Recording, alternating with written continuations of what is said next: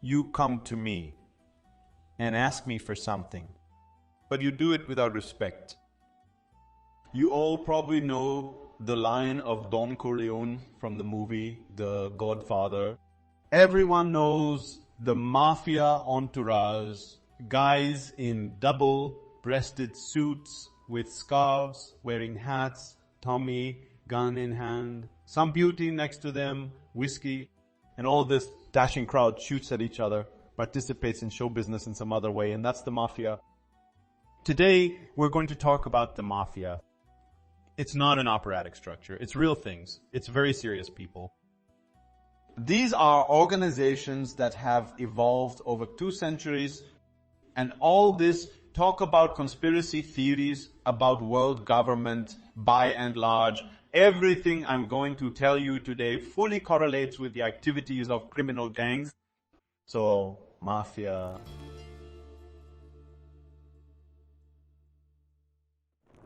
What is the mafia? Objectively speaking, the term mafia, the very etymology of the word, is not entirely clear. There is a widespread claim that mafia is an acronym for the Sicilian slogan. That to the French is Italy's cry. The first letters of these Italian words form the word mafia.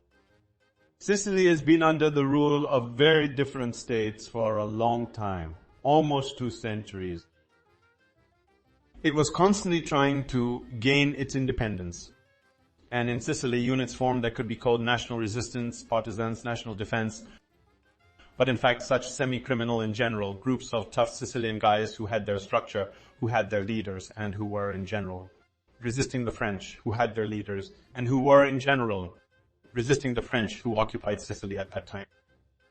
Objectively speaking, of course, the mafia became a national term already in relation to the American mafia, but the birth of the structure was the Sicilian criminal guys, and the Sicilian army is called Cosa Nostra, or COS.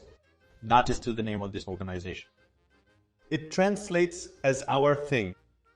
Beginning in the mid-19th century Italy, which is engaged in unification, the Italian kingdom attracts Sicilians in the personal guard of the king, engaging them for all sorts of difficult assignments, espionage, shooting. You can't call it a private military corporation, but nevertheless it was the kind of paramilitary thugs who were in the service of the Italian kingdom. The Italian aristocracy was friendly with the bosses of the Cosa Nostra, and in general there was nothing special about it. In parallel, obviously, the guys are getting power and they're starting a criminal enterprise in Sicily. What kind of criminal activity was it at that point? Contraband is the first issue. Secondly, all kinds of corruption, extortions, racketeering. It couldn't even be called racketeering. That is, it was the kind of money that Cosa Nostra was charging for protection, to protect businesses, to protect artisans. It all ended up being very regional and unserious. But nevertheless, it's not serious in terms of financial volumes, but the structure is already in place. The structure had a clear discipline. The Cosa Nostra had its own set of laws and rules which are still in effect today, from blood feuds to not being able to talk to anyone but family members about work, to talking about mob business. At the end of the 19th century, the economic situation in Italy deteriorated, and Italians began to come to America. Not only Sicilians come, Neapolitans come, Calabrians come. That is, in general, those who are uncomfortable, bad, or poor in Italy, or just people who want to try some new territory, they all start coming to America. They come to New York, and in New York they start to get settled in some way. And as a matter of fact, they bring concepts with them to New York and carry all the things they live by in Italy. For the beginning of the 20th century in New York, there are 2 major gangsters. One faction is the Sicilians, that's the Cosa Nostra. And the second group is the Camorra, which is a mafia that comes from Naples. These 2 Italian structures begin to divide the business of New York. Well, before they divide the business of New York, they run into the thugs who are already there, which is the Irish. You've probably seen the movie Gangs of New York, which does a great job of depicting the end of the 19th century. Back then, people would shoot and kill each other with revolvers for fun. Italians come with a clear criminal structure. Boss, deputy boss, consigliere, fighters, and information collectors. People begin to explore New York City. Manhattan has a lot to offer. These are brothels, prostitution, illegal gambling, smuggling, and the Italians, thanks to their, in general, cohesion, thanks to their organizational talent, defeat the Irish fairly quickly. The Italians were strong here. Both the Cosa Nostra and the Camorra are strong due to the kinship ties. It's not just some Luca or Mario. They are related, all people of one clan. Brother, nephew, brothers, brother, members of one family and another who are united by blood ties. Sometimes direct, sometimes through a generation. But nevertheless, it is one clan. Naturally, when the police grabbed them, no one turned in their relatives, and questioning them became more difficult. It was hard enough to put them away. How else were the Italians different from the Irish? The Mafia is mentioned for the first time here. This is New Orleans, the second point on the map of the United States where Italian immigration moved. It's New York and New Orleans. In the late 19th century, police bailiff David Hennessy picked on the local Italians and they screwed him over. That's when the word mafia was first heard in America. It will take hold in America. While in Italy, there are still, I will tell you about this later, 5, actually 4, major mafia groups, each of which has its own name. Cosa Nostra, this is Camorra. This is Camorra. This is Sahara Corona Unita, and respectively, Drangal. This is the most violent criminal group in Italy, in America. Everything is called the Mafia. The Italians enter the scene with the first murder in New Orleans. They're not afraid to shoot cops. I repeat, hold on to their family ties very tightly, so it's very hard to bring them in. Anyway, Italians, by 1915, 1917, the Bolshevik Revolution in Russia and the Italian criminal revolution there, the Irish are displaced, and these two clans, the Sicilians and the Neapolitans, begin to divide spheres of influence in Manhattan. With stabbings, contract murders, and revolver shootings, this war, the war of the Camorra and the Cosa Nostra, continues for a couple of years, and in the end the Neapolitans are defeated. Moreover, the case is completed by the NIPT. One of the Neapolitans caught in custody has a nerve. He begins to snitch, shall we say, and gives up the whole structure. So the Sicilians haven't killed everyone. The police are taking the rest away. And so from this point on, from 1919, Sicilians in various, shall we say, subspecies will rule criminal America.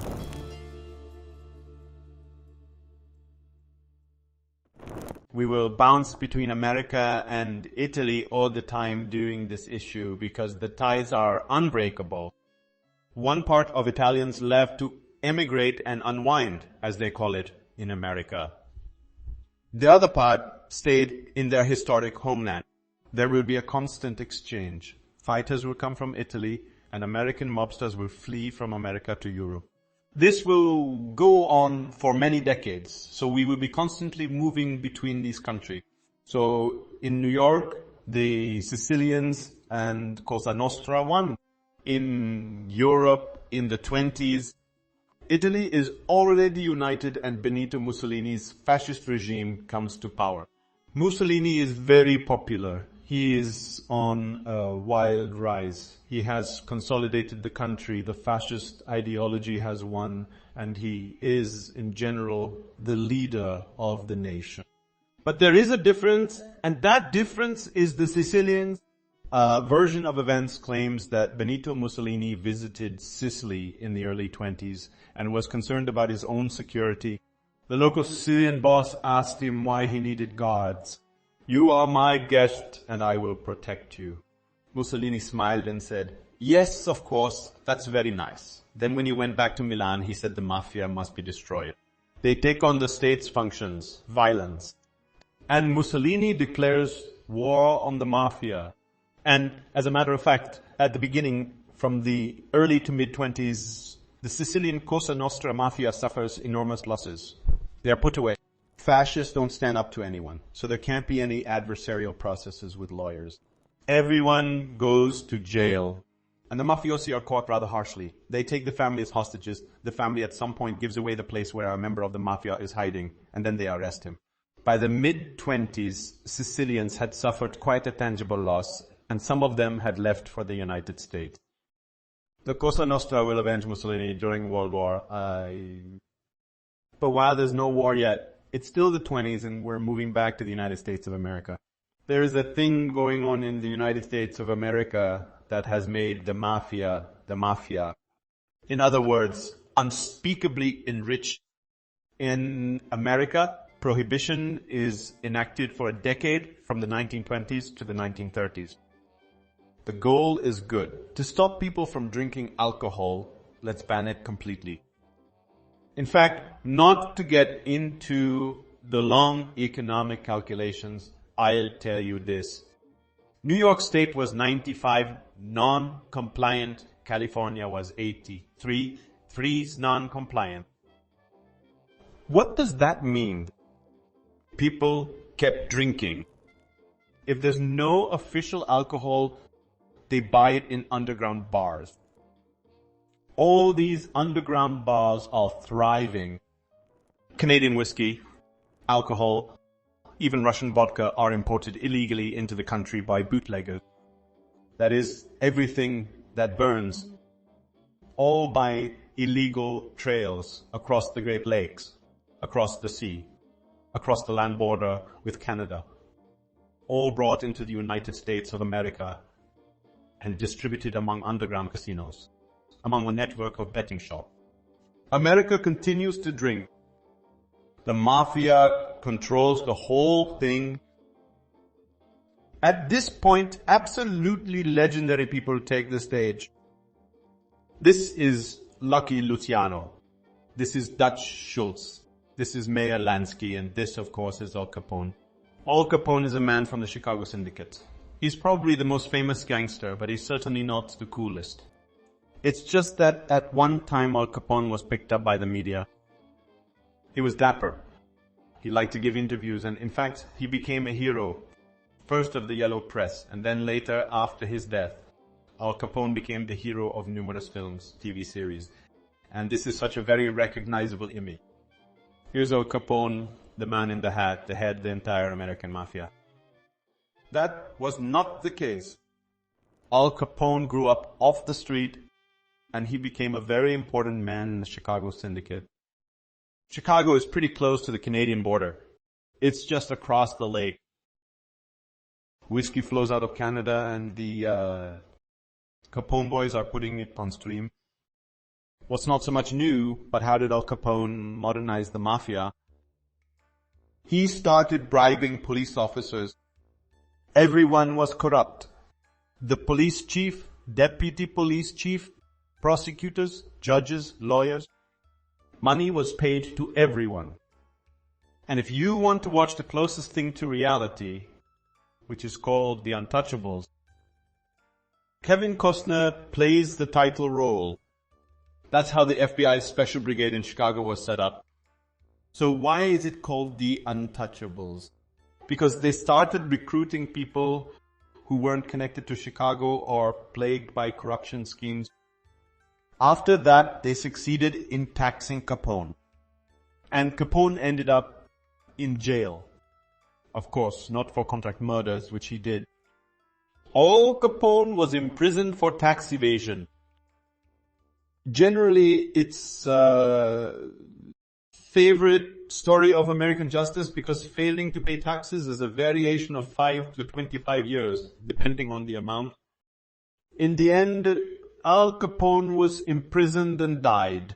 He became a legendary leader of the mafia, and it became a large and rich organization. Every American city has a few families who control all kinds of criminal business, but bootlegging prohibition is the mob's main money. It's a great profit because people are always thirsty. Yesterday, they were drinking for a few cents. Now it is forbidden.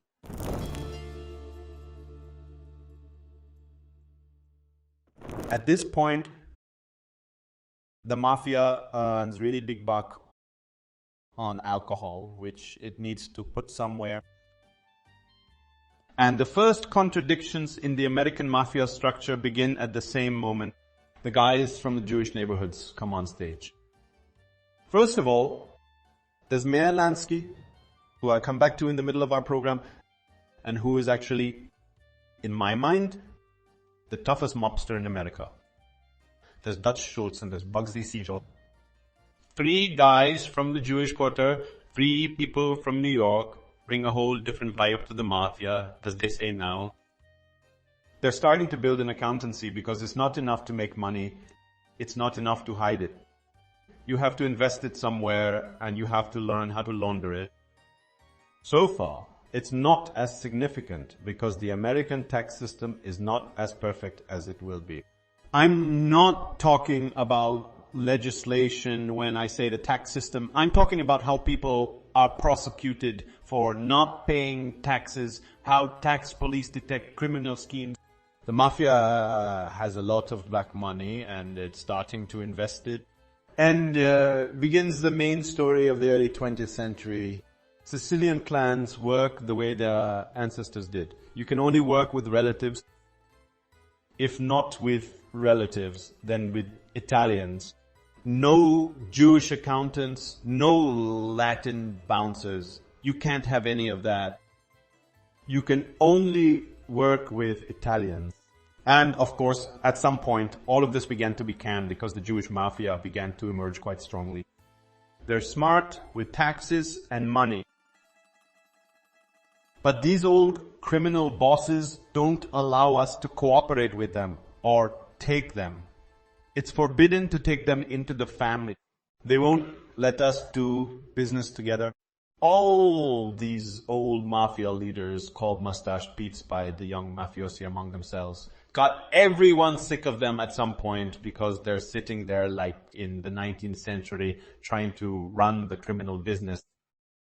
Business is different. The criminal business evolves like any business. The young guys start to get discontent. Lucky Luciano is the leader of these young mobsters and shows great promise as a mob boss. He's friends with Meyer Lansky, a Jewish mobster, which means he's not supposed to do business with him. The Jewish mafia has already made a lot of money from bootlegging, and in fact they are developing quickly. Obviously, the discontent of the young with the old could not avoid the war. And, of course, the mustache Pete's wouldn't give up their chairs, and the young ones had to have those chairs with blood, which they subsequently ripped out. In 1929, the event known as the Castellamare War begins. It is a war between 2 Sicilian families, the Giomasseria family against the Salvatore Maranzano family. These are 2 mustachioed Pete's, 2 mafia grandfathers who share business. The mafia is dividing America by controlling different cities. There was a lot of money made on bootlegging during Prohibition, and as a matter of fact, Prohibition was abolished in 1930, and this stream of money began to dry up, and then it disappeared altogether, and accordingly the field had to be divided up somehow. After a succession of contract murders, clan to clan transfers, frame-ups, mass shootings with Tommy guns, car bombings. In general, there was really a 2-year brutal war. In 1930, when the war ends and Joe Masseria is killed, Salvatore Maranzano becomes capo di tutti capi. That is the head of all the bosses. He introduces a brutal structure. The boss of all bosses is the man who runs the entire criminal structure of the Italian mafia in America. A very rigid structure is made. In each city there can only be one family in charge and all others are subordinate to it. This family is from New York City. New York has 5 families instead of 1 because it's big and rich. But they're all subject to the boss of bosses. He makes decisions, he gives orders, he says this man should be killed, this man should be promoted, this man should be shot, money should be given there, this policeman should be killed, money should be put in here, money should be taken out here, and so on, so on. The mafia becomes the structure we understand now, a tough criminal organization. Family has a boss, an advisor, deputy boss, an accountant, brigadiers, and fighters who hold the street. This happens in every city. This virtually rigid vertical line, it remains to this day. This allows the mafia to be mobile, disciplined, and to multiply its wealth. Maranzano was the first boss of the whole American mafia, but he didn't reign for long because of the conflict I began to tell you about. All the young Italian guys and the grandfathers didn't want to put up with it anymore. They understood that business was changing, that they had to work with rival gangs, with the Jewish mafia to invest money. They understood that business was changing and that they had to work with rival gangs and the Jewish mafia to invest money. And there's some movement there in Cuba. A casino started here and the old ones say something about maybe a casino is wrong. And drugs came along and drugs shouldn't be traded. Everything should be traded. This conflict between the young and the old ended with Salvatore Maranzano, the first American boss, having his underlings, Lucky Luciano, Vito Genovese, Frank Costello, and Bugsy Siegel and Meyer Lansky, organize a contract killing at some point. Maranzano was shot. A mobster comes on stage. I already told you that Don Capone was the most promoted, but the biggest, most influential one, of course, he never was. Lucky Luciano becomes the boss of all bosses after Maranzano's death. Lucky Luciano gets a rigid vertical structure. He becomes the boss of bosses, but one of his first decisions is to work with the Jewish mafia. Luciano organizes the Big Seven. The Big Seven was called by journalists. I don't think they actually called it that among themselves, although maybe they did. That's 5 New York families, 5 New York clans, and 2 people are Meyer Lansky and Bugsy Siegel. Lansky, you'll hear the last name all the time. It was the smartest man in the American underworld. And so this Big Seven, 5 Sicilian families, plus 2 Jewish criminal businessmen, start doing serious business in America. Prostitution and illegal gambling houses are both put under control. The mafia begins to invest in opening their own casinos. And then the first laundries appeared. When we say money laundering, here they are money laundering. What is that? Money laundering is simple.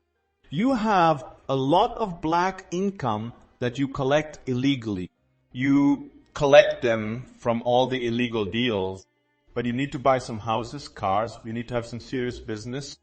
You can't put black money there because the tax laws in America are quite strict.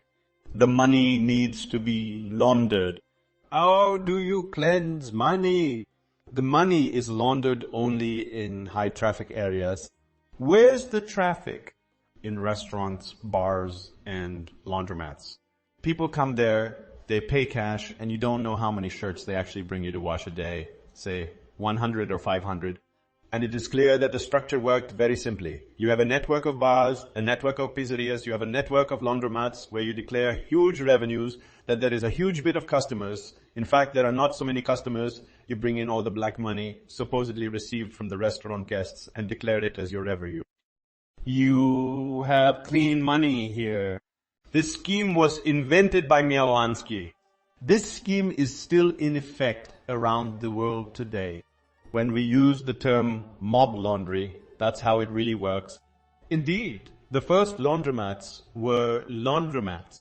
The second structure that Lucky Luciano creates is the murder corporation.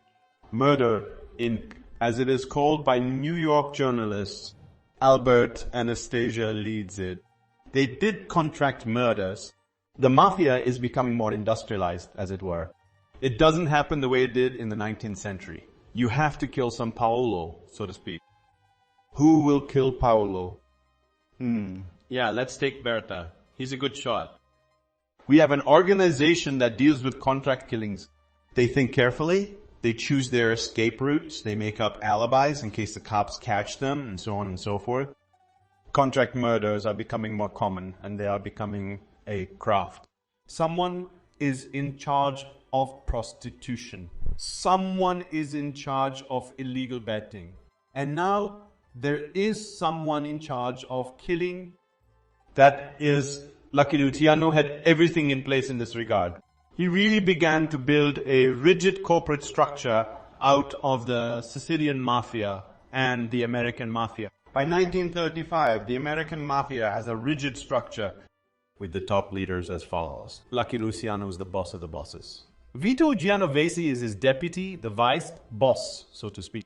Frankie Costello is a consigliere, an advisor. This triumvirate is the top management of the American Mafia. Lucky Luciano is building a corporate structure. He's an effective manager. Tommy guns quickly turned inefficient sectors of production into sieves. So everything worked well for him. It all ends in 36. Lucky Luciano is captured by the police and ends up in jail. He starts serving his sentence. His deputy, Vito Genovese, becomes the head of the mafia, but he only becomes the head of the mafia for a year. In 1937, Vito Genovese is charged with murder for hire and flees to Italy. The mob boss becomes Frankie Costello, with whom many curious anecdotal stories will be associated, but he will rule the American Mafia until the 50s. Actually, the prohibition for mobsters would come from Frankie Costello, which especially in the 60s and 70s would annoy everyone. Not to deal drugs. Costello believed that it was not a good business, so it was not allowed to sell drugs. He banned everyone and punished everyone harshly for if mobsters were involved in the drug trade. In 1933, 3 years before Costello becomes head of the mafia, another important event occurs. Meyer Lansky, who we do not forget for a second in this issue, builds the first casinos in America. Meyer Lansky goes into Cuba. Cuba is an all-American brothel. It's cheap, the women are beautiful, the weather is always terrific, and the fun is there. It's such a resort, though hotel business is thriving. Meyer Lansky opens a casino in Cuba. It starts making a lot of money. Lansky is building a stunningly corrupt story. All Cuban officials are paid by him. Cuban President Batista not only has a salary, but also a share in the El National Casino. How does Batista become president? He gets his presidential powers extended for a bribe of $250,000. This is the very merging of the mafia clans and the state. In Cuba, it was going great. Cuba was controlled by the Italian mafia. In 1939, the Second World War began. After Pearl Harbor, America enters the war. The war is not going on in America itself, but all of American society is involved in this war. German spies, German saboteurs begin to operate in New York. They're trying to disrupt arms shipments to the front. They're trying to somehow sabotage trade caravans. What is a port? The port belongs to the mafia because it's a source of smuggling, of bringing people illegally, and of taking people out. It's controlled by the mafia. German agents are planted there. This is the first serious contact between the U.S. government and the mafia. The mafia asks Meyer Lansky to help protect the port of New York from saboteurs. Why did you choose Meyer Lansky? It's simple. Meyer Lansky was Jewish. He was a tough anti-fascist. He disrupted their meetings and beat up the activists. He didn't do it for the money, but because he hated fascism. He was helpful to Jewish refugees during the war. Each Jew in Manhattan will be given $500. That will count for him. And here's Meyer Lansky. The Shia comes out to him and says, Jesus Lansky, we have a problem. Lansky says they will help him because they know Lucky Luciano. He's been in prison for 15 years. He's all saboteurs now. We just cut their ears off. The New York harbor is quiet, smooth, and good. They catch 5 people at once and turn them in. A court settlement is reached and Lucky Luciano is released from prison. And so, during the war, Lucky Luciano goes to Italy because it was a deal with the investigation. We're letting you out, but you go either to Mexico, Argentina, or Italy. He went to his parents' house, went to Italy. And the second serious point is the landing, the famous operation of the landing of American troops in Sicily at the end of World War I. Why did they land in Italy? It's understandable that it's convenient, but the main factor is not that. The main factor is that, as we remember, Mussolini was very hard on the mafia in the 20s. They didn't forgive him for that.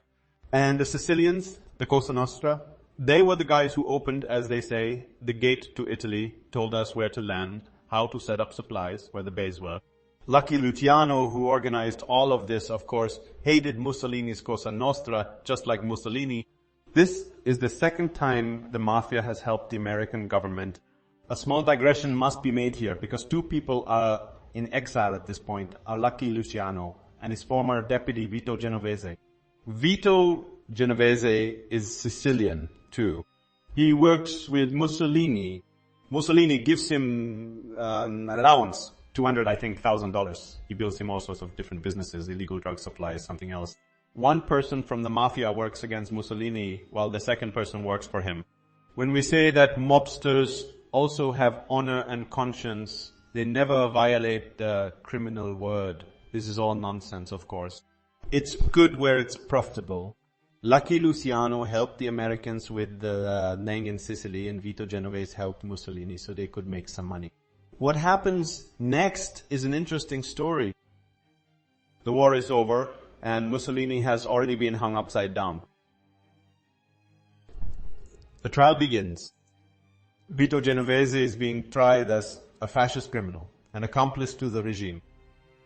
Here history is silent as to his excuse, but exactly 1 year after the end of the war in 1946, Vito Genovese is involved in the illegal sale of ammunition, edibles, medicine, and decommissioned vehicles from the U.S. Army depots, Moreover, has a letter from the American intendant and the Italian consul in New York stating that he is helping to carry out these activities. Genovese makes money. He was making money with Mussolini yesterday, and today he's making money with his enemies. What does the second exile do? You've probably heard the term French connection, many times or once. What is the French connection? The French connection is a heroin supply network in America organized by Lucky Luciano. He's in exile in Italy with nothing to do, so he hatches a cunning scheme with someone. Where is opium extracted? In Southeast Asia and Turkey. Opium is needed for pharmaceuticals. Most of the laboratories that work for pharma at that time are in the hero city of Marseille. And so they then take opium and accordingly purify it, and it is used in medicines. About 20% of the opium that arrives there in those laboratories is immediately seized, repackaged, and shipped with the Corsican fraternity straight to New York. The rest is spreading throughout Europe. Lucky Luciano built the network that was later called the French Connection. Heroin exports from Southeast Asia and Turkey to the Americas via Marseille. It operated from the 1930s to 1970s. People have been making incredible money for 40 years. And that's when the mafia business began to globalize for the first time. Because on one side, it was the American side that was taking the drugs. On the other side, the Sicilian Cosa Nostra that was organizing it all. and the fraternity that sat in Marseille, the Corsican bandits who controlled that market. This bow began to work amazingly. The war is over. It's 1946. We're moving back with you to the United States of America. The Mafia opens the next gold mine after the bootlegging story. It's a gambling story. The casino story is very closely related to Meyer Lansky's friend, another legendary mobster, Bugsy Siegel. Bugsy Siegel came from a Jewish family and made his first money working as a bouncer and participating in contract murders. Then he got wildly rich on Prohibition, and in 1937 he was transferred to California to control the illegal bookmakers. The money that was taken at the races, big money, he handled it well.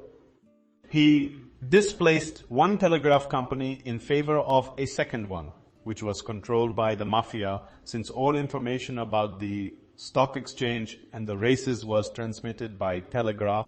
Hollywood is maturing, and so begins the love story of American gangsters and Hollywood actresses.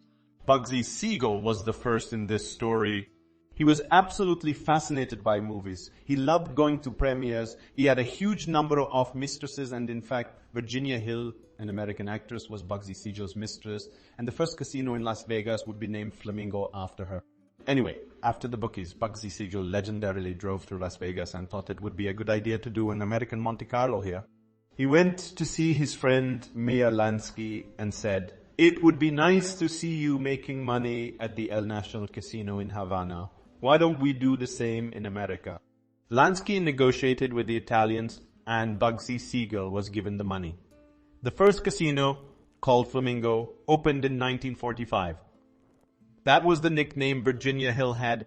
The casino is delayed in opening, and in fact, it doesn't bring in enough money at first. What's more, the mafioso receives information that Bugsy Siegel has been terribly misguided.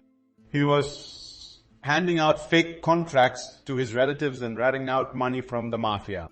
And in 1946, a legendary gathering of American mobsters takes place in Havana. Luciano's there, Meyer Lansky's there, and in fact, Frank Sinatra, among others, appears at this gathering. It's a story that will haunt America's greatest singer for the rest of his life.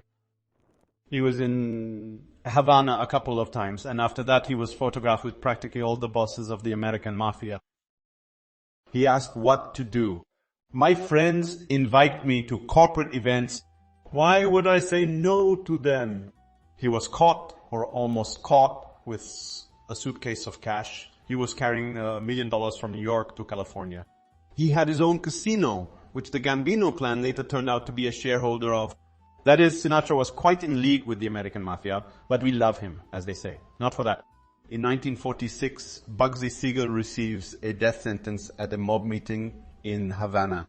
He was stealing from his own people, which means he should be killed. He is excused by Meyer Lansky, who says, "Well, listen, Bugsy is my friend. He stole, but the casino will now show a profit. He'll get all the money back. It just doesn't seem right to kill him halfway through." Bugsy is kind of forgiven. But it only lasts a year.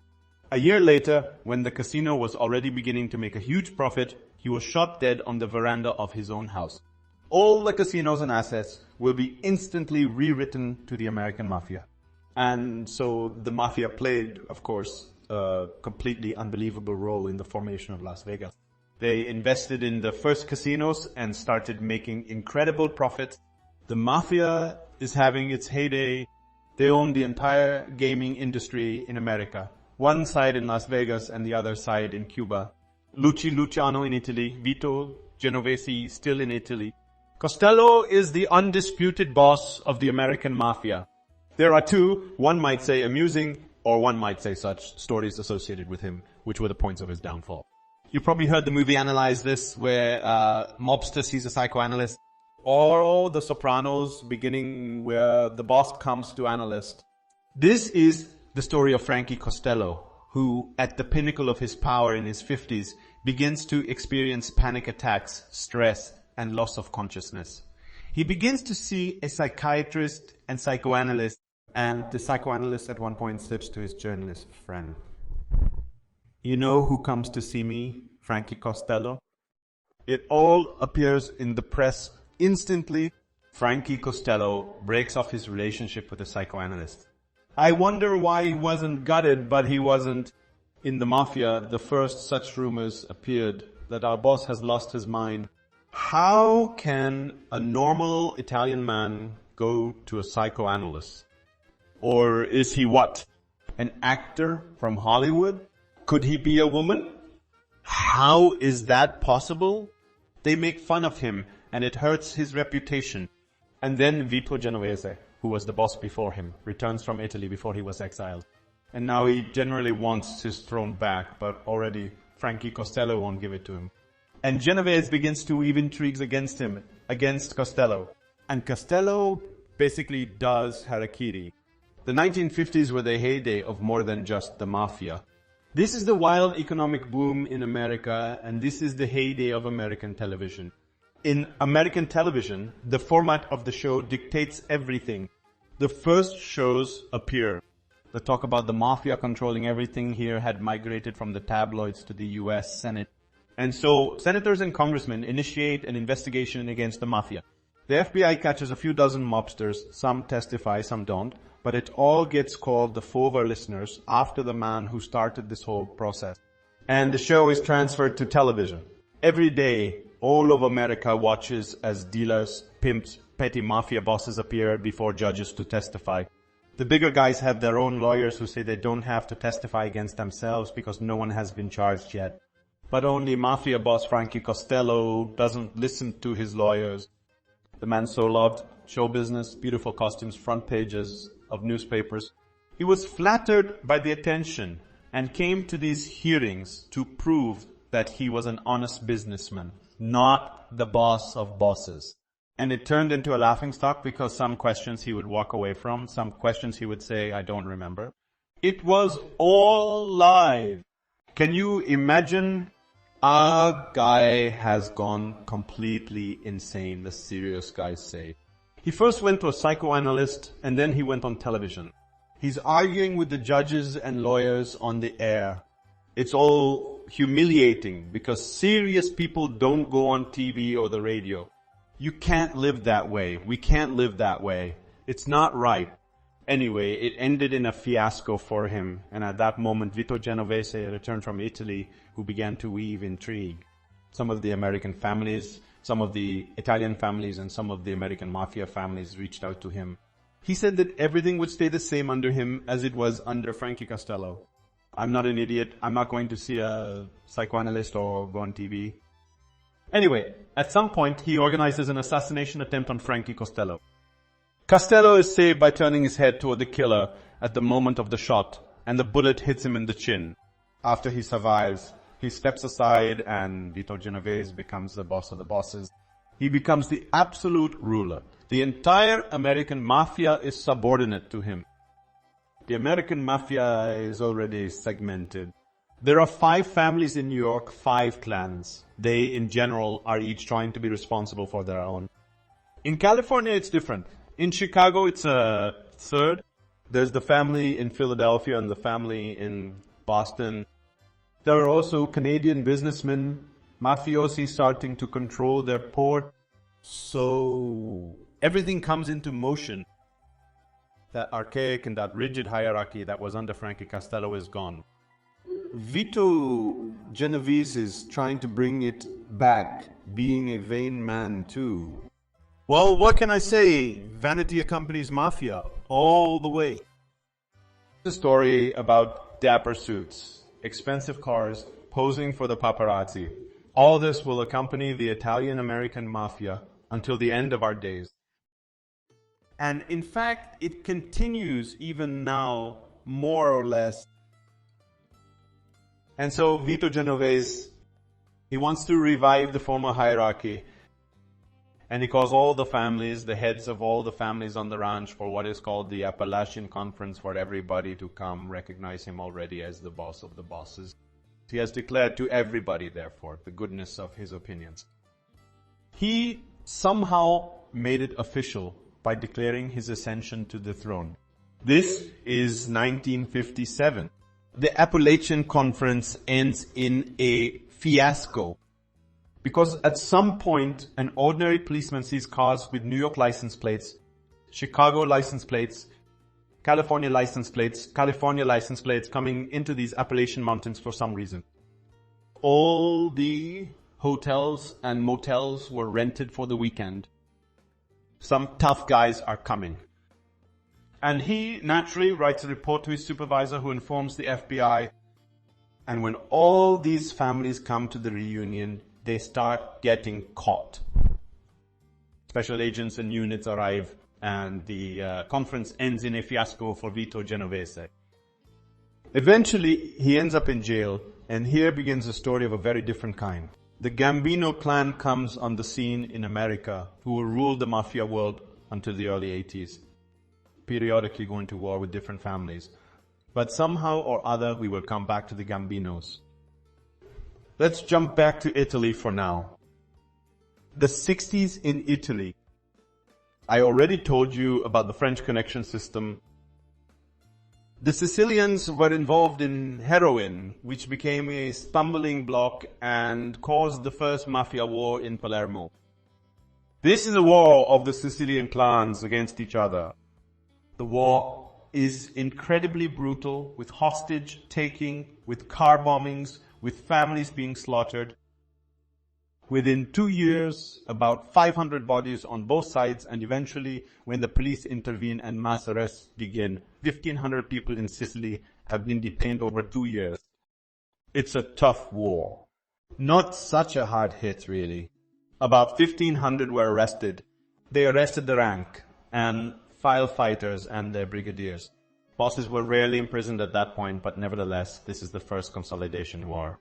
Inter-clan squabbles in the Sicilian Cosa Nostra. And in the end, Cosa Nostra is riding on this heroin trade. It becomes such a serious group. 2 years into the war, but subsequently, even before their early 80s, Cosa Nostra would control all the heroin that goes from Marseille to New York, and all the heroin that spreads across the European continent. A different game begins in America at that moment. Cocaine comes to America in the 70s. Cocaine in America is very sporadic. It appears in the 20s as a bohemian drug, then it wanes and no one cares about it. However, in the 70s, the Colombians joined the game. A real cocaine boom is starting. It's a flurry of nightlife, and the American mafia doesn't go by. The Gambino family begins to control the cocaine business, and here is the second nexus of globalization. The first was in the heroin trade, the second in the cocaine business. Because the Colombian drug cartels are quite far away, they produce a huge amount of cocaine. You need logistics to transport it. To control logistics, you have to corrupt the US Coast Guard and police. Then that money has to be collected from the street. Black groups handle the streets. After that, the money has to be laundered and withdrawn, spread out in accounts. The American mafia becomes a transnational corporation here. They have ties with Colombia, relatives in Sicily and other regions of Italy, and Switzerland appears. Meyer Lansky is still active. He started opening the first accounts in Switzerland for the American mafia. In the late 80s and early 90s, a number of Swiss banks would fall under sanctions for this very reason. Because together with Luxembourg, these bankers laundered money for the American and Colombian mafia. They opened accounts in front names, in front companies, so-called impersonal accounts, and hundreds of millions of dollars went there. The Swiss banks have made a fortune out of it. And the man who invented all this was Meyer Lansky. As I said, the Colombians are entering the scene, and in general, serious competition is starting to emerge in America. On the one hand, the Colombian mob, the Mexicans, Puerto Ricans, and all sorts of Latin groups are beginning to appear in the Colombian mafia. There is cohesive black crime on the street, which would already be a serious force in the 80s and 90s. So far it is in the hands of the Italian mafia. But nevertheless, This first competition begins, and the Gambino era, which began in the 60s and will end around the late 80s or early 90s, it will experience the same problem that the Sicilian Mafia experienced in America in the 20s. The old leadership methods are no longer important. The oldest mafia conservatism is native method. New technology, communicating with Latin groups. The Colombian cartels in the 60s were considered to be peasants producing something, but we Italians know better. Things have changed because the Colombians have more money. This, in turn, reformed the mafia. What changed the structure? These are international financial transactions, when money began to leave the United States of America and spread around the world. The first laundering center is in Panama. The second laundering center is Switzerland. Bermuda appears, along with other familiar island names. Meyer Lansky is the man who built the structure. A Jewish criminal mastermind, let's say a man with an amazing brain who, in general, gave the mafia that structure and gave it the necessary financial shell we still see today.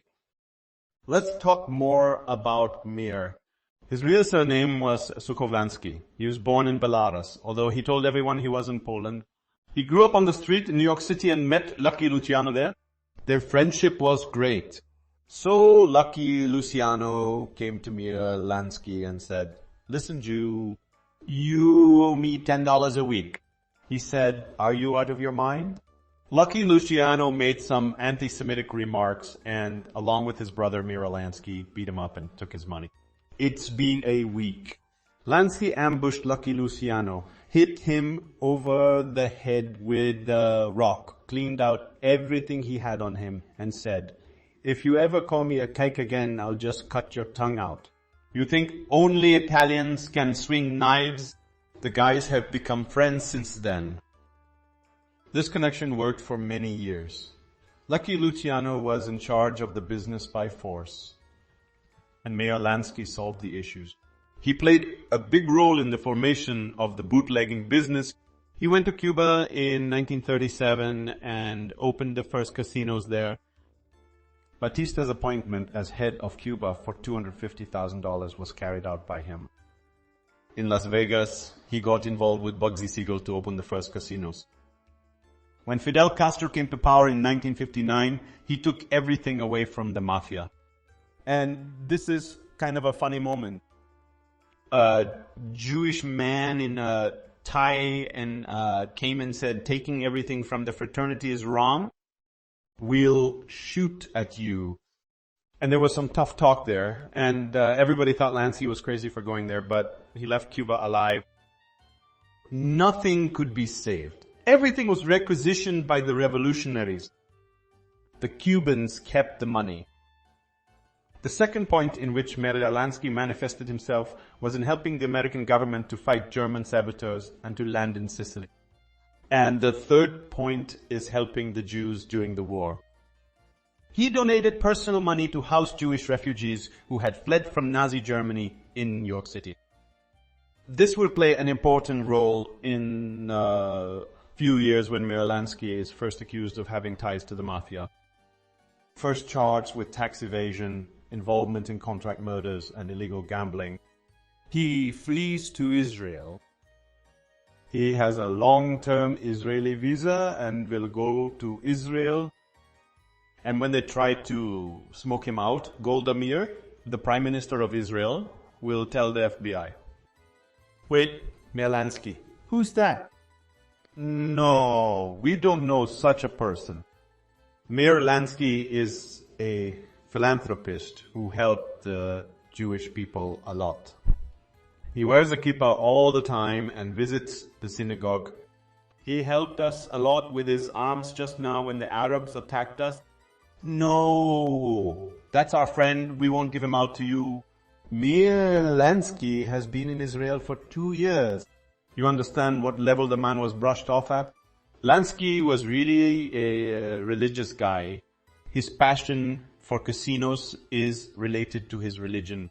He lost the money his mother gave him to buy a chala when he was a kid. He said he's made a clean break and won't play anymore. He saw how easy it was to lose, so he decided it was crazy business.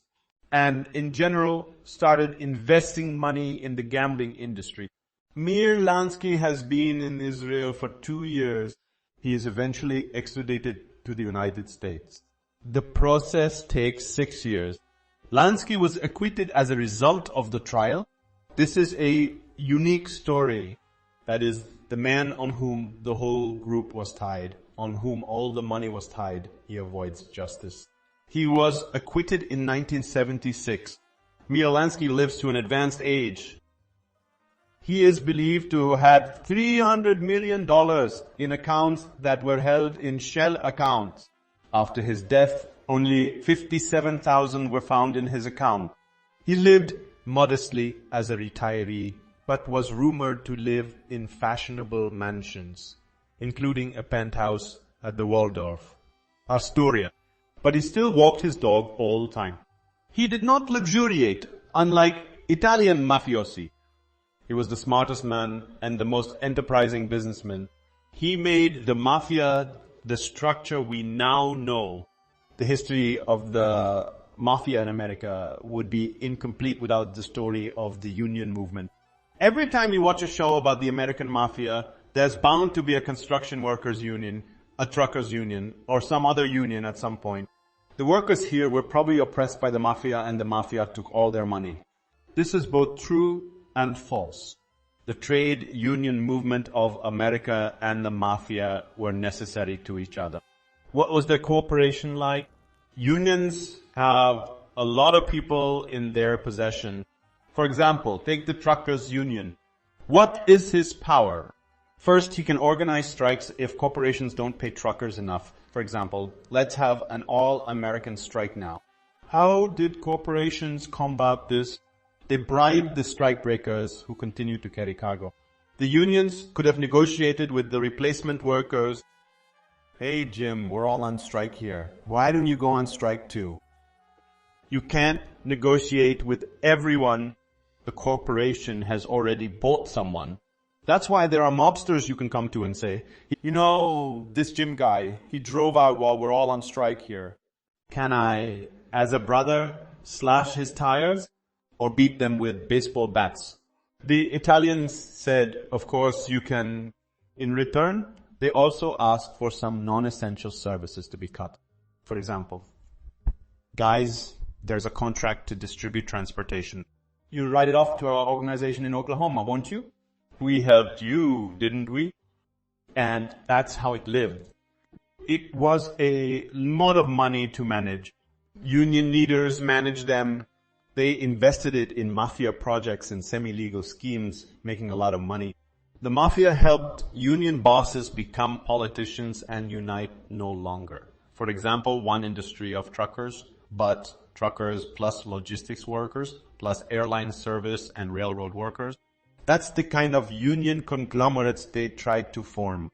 The workers, of course, suffered, and the mafia and the union leaders profited, worked together hand in hand, and at some point it ended in a breakdown when the union leaders felt like politicians and said, you know what? You're not our friends, mafiosi. Then they were shot. It's all here from the 50s, and it's still going on.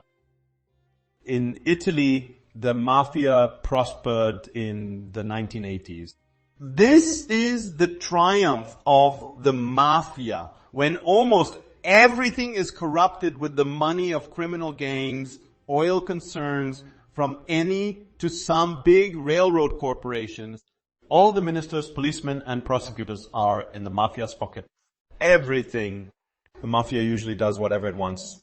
The Italian groups work in close international alliances. Indeed, the 1970s and 1980s were the heyday of mafia groups, and the same heyday inevitably led to retaliation. The Great Mafia War begins in the 1970s, and again in Sicily. Clans of Sicilian families begin to fight each other. The Corleone clan from the city of Corleone starts a war against the rest. The war is brutal this time too, with shootings, with assassination attempts, with the kidnapping of children as hostages. At the same time, another mafia structure spins out of the Cosa Nostra. It is called the Sida. It's a star-shaped tattoo. And these guys want their share too. They are part of this war. The war goes on for 10 years. And in the end, these mass shootings in which just civilians are killed, car bombings. All this makes the general public angry. And the prosecutor's office lands in Sicily. But the mafia is already so strong that prosecutors are shot and blown up. When the police pressure begins, that is when armed units of the Italian army arrive in Sicily, it is not the carabinieri who naturally arrive, but already armed units of the Italian army. In response, people from the Cardenese clan bombard the Naples-Milan train and blame it all on leftist factions. It's only in the 90s that we learn the type of explosive used in the Naples-Rome or Naples-Milan train bombings was American. A man from the Gambino clan in New York delivered it. He flew to Sicily and taught mafia bombers how to handle these explosives. All these family and clan ties continue to work. It all ends up in mayhem. The Sicilian Cosa Nostra feels so at ease that it shoots off prosecutors who it can't buy. A brigadier general arrives to lead an operation against the mafia, and he and his wife are also shot. And it ends with the fact that in the early 1990s, Italian society was really getting tired of the mafia. In the early 90s, Antonio Di Petra is the prosecutor of Milan and announces the Clean Hands campaign. The campaign has been going on with varying success for almost 10 years. Approximately 2,000 people end up in the dock. So, well, just to tell you in broad strokes how corrupt Italian history has been. So, about 2,500 people were put in the dock during the Clean Hands campaign. All these people have been corrupted by the mafia in some way. Someone was handing out construction contracts. Someone was handing out garbage contracts. It began in general. The whole Clean Hands campaign began when the Milan prosecutor dug up a leftist tender to set up a nursing home. He realized that the money was going to mafia-controlled companies. To be clear, the Italian political system has been overhauled as a result of the Clean Hands campaign. 4 parties, from the socialists to the Christian Democrats, ceased to exist because their leaders were mired in corrupt deals with the mafia. Journalists and heads of television stations were jailed against the backdrop of this story. All of Italy was permeated by these mafia connections. Everyone connected to the mafiosi were imprisoned, not just the mafiosi themselves. It ended with the emergence of a new party, Forward Italy, in the wake of the reset of Italy's political system, which is headed by Silvio Berlusconi. And he enters politics. An evil tongue said that he went into politics to protect himself from prosecution by the Milan prosecutor's office because his brother Antonio was already in jail at that moment because they testified against him. All the money in construction contracts, black deals on advertising, mergers of oil concerns were transferred through him. Berlusconi was involved in a lot. The Italian media was all grey and dreary. And in general, when Berlusconi came to political Olympus, he said, "Here, Antonio Di Pietro is good. Prosecutor Milan, he's handsome. He even put my brother away." My brother, of course, was imprisoned illegally, but everyone else is legal. I support clean hands. Italy must free itself. When Berlusconi becomes prime minister, he starts a war with Antonio Di Pietro. Everything is going against the prosecutor. They find his mistress in a restaurant where someone has paid for him. He's accused of corruption. The war is fierce, and Berlusconi is tearing down the prosecutor of Milan. Tearing it down ends the Clean Hands campaign. Yes, a lot of officials, bankers, and mobsters were jailed. Some of them were later released under Berlusconi, but nevertheless the mafia was dealt a serious blow. The Clean Hands campaign is still considered exemplary, how the state united can stand up to the mafia. The Clean Hands campaign wasn't born out of nothing, was it? It began and ended in the 90s, and the Americans began to hit the mafia globally in the 70s. It has to do with Mayor Giuliani of New York, who was himself Italian and said, "I'll prove it to you. Associate all Italians with the mafia." I'm the mayor of New York. I'll show you that we can get rid of the mafia. And he did, along with the FBI, start an absolutely fierce war against the mafia. Watch on Netflix how the FBI bugged the Mobsters, which has put members of the Gambino, Bonanno, and Genovese clans many in the dock.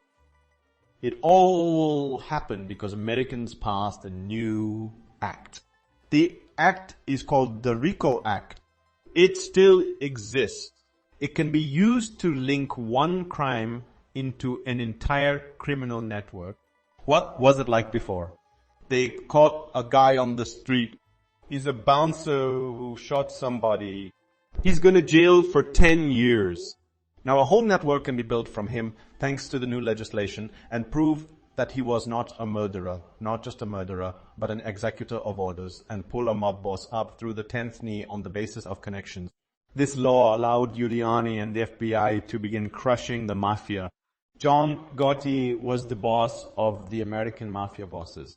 This is a Gambino family man. He was also very dapper. He liked expensive suits and spectacular women. He gave interviews and said that all the time, they are trying to tarnish my honest name. He has a great phrase, all I want is a good sandwich. You see this sandwich here, this tuna sandwich. That's all I want, a good sandwich. There are voice tapes with him. He said on the tapes, I'm Cosa Nostra, and I don't know when I'm going to die, tomorrow or in 100 years. I will always be Cosa Nostra. Bring this man to me. Tell him I'll kill him if he's disrespectful. John Gotti ended up in prison. He had a fight with a cellmate and got his head bashed in. He's the boss of bosses, right? And his cellmate got his head bashed. And he said through his lawyer, please tell my people that I'm giving $500,000 to the person who cuts this man's ears off because I'm already in jail anyway. What do I care? He died of throat cancer in prison. In the end, of course, a sensitive blow was dealt to the Italian mafia in the 1980s. It was not completely defeated, but it was brutally crushed. But here American justice was in for another trouble because the Hispanic cartels had entered the scene and African Americans had entered the scene and made serious street gangs. Most importantly, Mexicans, Puerto Ricans, and other Maura Salvatrucha control half of America. This is a new rebirth of the mafia. The mafia has become mobile and international. Cryptocurrency appeared. There was a story about how you can withdraw money. Most importantly, everyone was joined together. This is when we say globalization is when Snickers is made in America. The cardboard for it is made in Cambodia. And the whole thing is packaged in containers in China. It's the same in the mafia and other criminal structures. When the cocaine comes from Colombia or from Mexico to America, the street is controlled by the Latin Americans. The big sales are controlled by the Italians. Panama is responsible for laundering the money. From Panama, the money goes back to Latin America. From there, it goes to Singapore less, more to Hong Kong, where it becomes nobody's money. It is not invested in Italy. Some of this money is credited to the Italian mafia because it gets the cocaine through the same routes. It all works and lives beautifully. And to this day in America continues, there remains a structure that was born in the 1930s. Every city in America is run by an Italian family. New York City is ruled by 5 clans. They are the Genovese, Colombo, Bonanno, Lucchese, and Gambino clans. The Gambino clan was from the 60s to the 90s. It's all preserved. It's not going anywhere. Of course, the mafia is not as all-powerful as it used to be, but it nonetheless runs big American crime. The Cosa Nostra is the Sicilian Mafia, which I told you about today and its offshoots. The richest mafia is the Camorra. It's a mafia from Naples. Under them, the construction business, garbage disposal, huge money, drug trafficking, prostitution, human trafficking. A huge number of illegal refugees from China arrive in shipping containers and are distributed throughout Italy. The most violent clan is the Rackets, the Calabres, the guys from Calabria. It's a great show about a group of friends who are always there for each other, no matter what. You'll love the series 0. It's all about a group of friends who support each other through thick and thin. It says and shows it well enough. Virtually all the cocaine that comes into Europe is controlled by the 'Ndrangheta. This group is the toughest, unlike the Camorra and Cosa Nostra. It does not have a strict vertical hierarchy with a boss at the top and everyone else subordinate to him. They are more of such a union, if you will. They have an interim head, a crime boss. There are many 'Ndrangheta families. Each family is in charge of its own piece. And the capo criminal, he controls their activities. It is still chosen by all the families according to the ritual. By the chapel in a small village, the toughest group, which slaughters witnesses, shoots police officers. The Ndranghets are serious and bloodthirsty. The main killers, the Albanians they have now, and the guys still in control of the cocaine. The fourth faction is the Sacra Corona Unita. It's a group from Apuli that deals mainly with smuggling cigarettes and controlling prostitution. It is the smallest faction of all four Italian clans. They chose religion as their theme. Everything is about the cross. Everything is very religious. Everything is so family-oriented. But this is the weakest clan in Italy. Everything from prostitution to the last marijuana joint is controlled by criminals. And sure, the cops are still getting paid for this. This huge part of the economy is generally and socially during the COVID. As you know, Italy is divided economically into north and south. Milan is in the north, and that's where the money is. Milan, Turin, and cash. The south is all that Roman below. Bari, Naples, where it's very poor. And when there was COVID and people really had nothing to buy food with, here was the rumor and the story of the Camorra journalists. The Neapolitan Mafia gave out food. It gave money, it fed for free. It is believed that a mob boss in Camorra must live in a very poor neighborhood. He can't live in a villa. And they still live in the poorest neighborhoods to show a connection to the street. When special police operations take place, locals pelt the police with trash, throw cobblestones at them, and hinder them in every way, because the bond between the street and the Camorra is still strong. The Camorra fed the population during the COVID. The mafia bosses boastfully say that the Italian government left the south of Italy to its fate as usual. We're helping ourselves. This is our land. The Italians still think that the Camorra plays an important role in protecting against illegal immigrants because it controls them and doesn't allow anyone to offend anyone. Mob rituals. You could say about them at the beginning, and I'll say about them at the end. The law of omerto applies to any criminal group. As a rule, you swear on an image of a saint when you're initiated into the family. The image of the saint is held out to you and burned in your hand. Betray your comrades and you'll burn in hell. Drop of blood, ritual, oaths, mobsters can't wear beards and mustaches. This is also present. The mafia is turned on by these rituals. The main one being blood feuds. That is, you will be killed if you testify against someone in your group. You can't talk about family matters with anyone outside of your family. This is still unconditionally observed. Then John gets cut out. Witnesses and oath breakers just absolutely without a care in the world. It's better not to pawn them off or testify against them or you'll get killed. The second point is the Gamorra series. The book Gamorra is first written by a Neapolitan journalist who will apparently ride with the guards for the rest of his life. He drank with his buddies from the Camorra and then wrote a book about them without coordination.